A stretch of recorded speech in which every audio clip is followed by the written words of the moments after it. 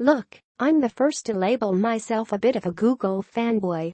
I am fully immersed in Chromebooks. I use the Pixel phone, Chromecast, Google Home, Google Play Music, YouTube TV, Gmail, Gsuites, Google Docs, Allo, Hangouts, and am a general fan of the stuff Google does. I love seeing the Google Assistant grow and become more capable. I love seeing things like the Pixelbook on stage. I was in heaven at the October 4th event. There are times, however, when my fandom has to take a backseat to reality, when I can't sit back and seem okay with a very, very poor decision. When things go really far south and a company becomes indefensible in a particular area, even my inner fanboy must relent and simply say what needs to be said. Google, you should recall the Google Home Mini. The minute that news leaked about there being a hardware malfunction that caused early release Google Home Mini devices listen to users around the clock, Google should have been figuring out what a recall would look like. I fully understand production lines and distribution channels. I also understand this would have cost Google millions of dollars. But it would have been the right move. Instead, we now have a massively distributed device that has one of its primary interactive interfaces turned off. The primary interaction point, if you haven't heard of this issue yet, is the touch-sensitive area that takes up most of the top of the Google Home Mini's surface. This area gives the user the ability to pause media, stop Google Assistant from continuing to read lengthy passages from Wikipedia, pause alarms, and invoke the assistant. It is a crucial part of the way you are meant to interact with both the Google Home and Google Home Mini. Google was made aware of the issue before the actual release of the device and could have postponed release, recalled the few hundred devices it gave away at the October event, took the financial hit on the jaw, fixed the issue and reshipped functioning devices. An example. Imagine a whole line of phones shipped with non-functioning volume down buttons. There's a workaround to this. Click volume up, use the on-screen slider, and turn the volume down. It still works, right? Only, it doesn't really.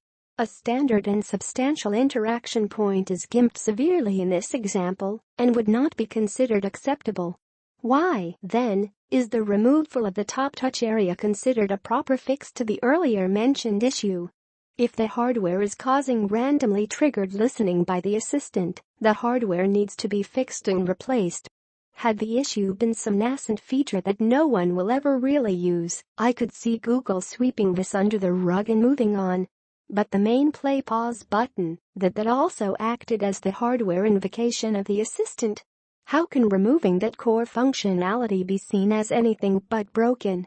Now that the Home Mini has started shipping and is available for sale all over the place, a recall becomes way more difficult. Here's a real-life example.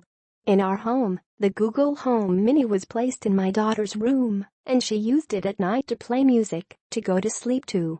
After she would fall asleep, I'd simply slip into her room, touch the top portion of the Mini, and playback would halt. Silent and efficient.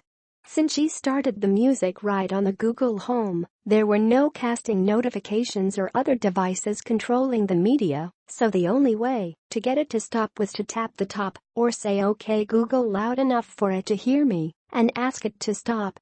With the top no longer working, I'm stuck talking to Google Assistant and ever-increasing volumes just to stop playback. She's a sound sleeper, so it works okay, but I still worry about her waking from hearing my voice, and now have decided to stop using the Home Mini in this way because it simply doesn't work as it should. Small issue? Sure. But it highlights the issue that the device simply doesn't work like it should. Long-term losses. Up to this point, the only real gripe with the Google Home Mini from most people was the lack of output to hook in a better speaker. On that, I fully agree, but I wasn't too worried about it. The lack of a simple pause button on the top of the device, not nearly as acceptable. After all, Google even touted the custom fabric it created from scratch to cover the top of the device and how it let touch, sound and light through. It was supposed to be one of the highlights of the design. Now it is just a speaker cover. When new users go to touch the top of the device like they've seen in countless reviews and videos already, nothing will happen. Will they have read something like this or just assume the device is broken? When they learn the truth, do you think they'll be inclined to keep buying products from a company who is knowingly shipping devices that don't work as intended? I don't know, but I think the answer is pretty clear.